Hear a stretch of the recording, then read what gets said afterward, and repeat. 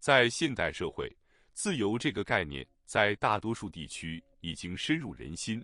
尤其是在历经20世纪的集权统治后，自由更加作为一种崇高的价值被许多人信奉，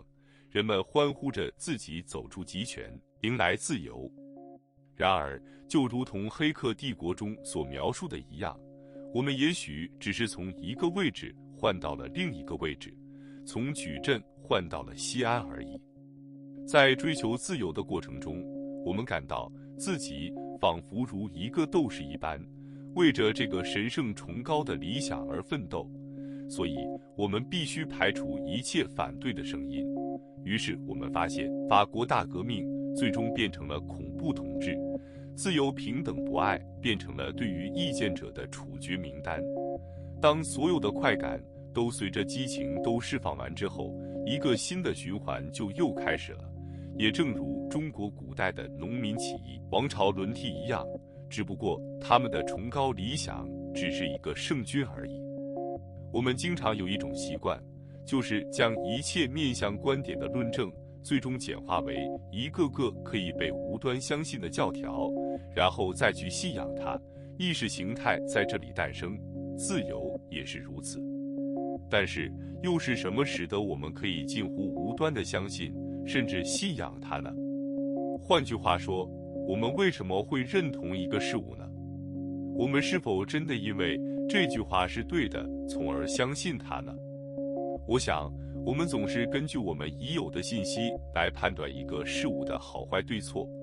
于是我们在新信息的不断输入中强化自己的偏见，仿佛一切都是自己的宿命。然而，应该没人会接受这种观点，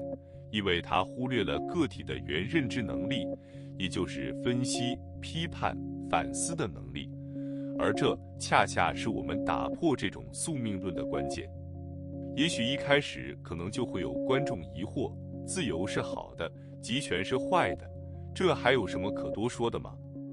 然而，极权主义这个词并不源于一个绝对的恶，相反，它在形成之初反而是以中性甚至褒义的形式出现的。例如乔瓦尼·詹蒂莱就曾经在法西斯主义理论中说，法西斯对国家的观念是包容一切的，在国家之外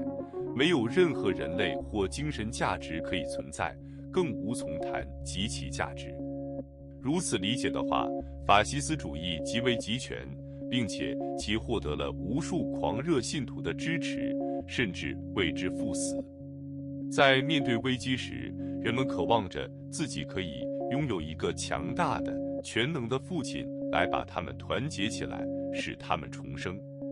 正是这种需求，在一些例外事件的推动下，最终结晶成了极权主义。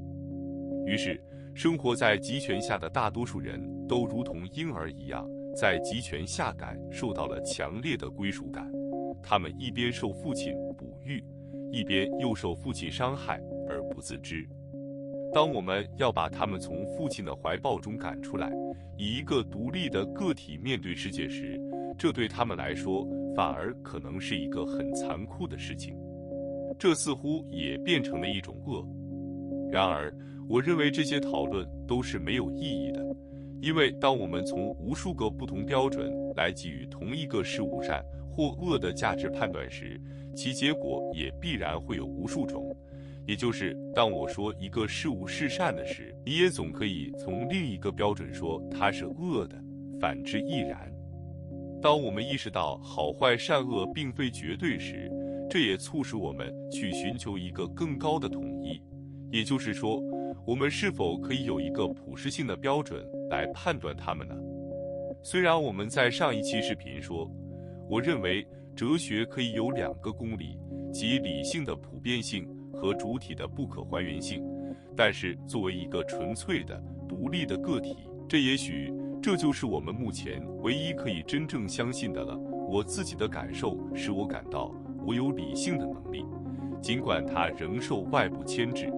同时，我的理性使我的感受可以被解释，我的最深处的感受也再次确定了这一点。于是，理论上，我们就可以用理性的视角，也是我们几乎唯一可以相信的视角，来从外部审视这一切。这听起来很美好，但是我们真的可以站在外部吗？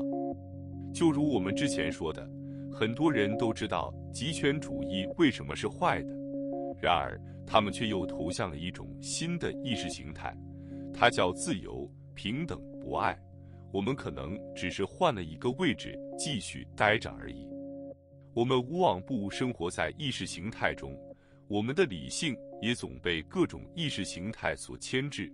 先不说社会上流行的各种主义，就算是我上面所说的2个公理，在某种程度上其实也塑造了公理的意识形态。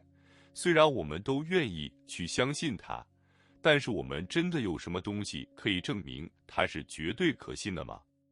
然而，当我们提出这个问题时，其实是在用理性怀疑理性本身，这其实也使得理性更加作为一个我们唯一可信的认知标准而存在，而正是它造就了我们怀疑和思考一切的精神。那在这个框架下，我们是否还拥有第3种可能了呢？答案当然是肯定的。让我们不妨先从我们如何使用理性正视一个事物来说起。我们总是从一个或几个前提，按照一定的推理规则来推出某个结论。于是我们可以发现以下几个要素：前提的合法性、推理规则的合理性和结论的合理性。而意识形态恰恰可以当作这一切的结论。当我们想要去重新审视意识形态时，我们也必然会从前2个要素入手，即它的前提成立吗？它的推理规则是否包含某种逻辑谬误呢？我认为我们也一定可以在其中找到答案。因为意识形态之所以为意识形态，其中必然有非理性认同的部分。当我们成功地找到它时，我们就已经获得了胜利，走在了一个更加自由的道路上。在这里，我们不再相信任何神，我们相信的只有我们共有的自由的理性。今天我们就说到这里，如果有任何问题想找我讨论，欢迎在评论区留言或通过邮箱联系我。再见。